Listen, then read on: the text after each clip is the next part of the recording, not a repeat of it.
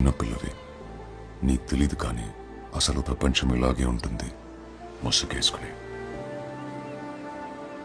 రోజు చూసే వాళ్ళని నమ్మలేం. ఇక మొహం కూడా తెలియకపోతే చాలా కష్టం. జీవితంలోకి కొత్త మనుషులు, కష్టాలు వస్తూ పోతూనే ఉంటాయి. అదిగో ఆ సముద్రంలోని అలల్లా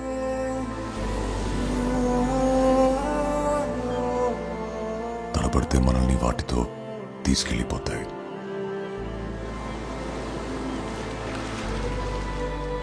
గట్టిగా నిలబడితే అవి అలా వెచ్చల్లిపోతాయి.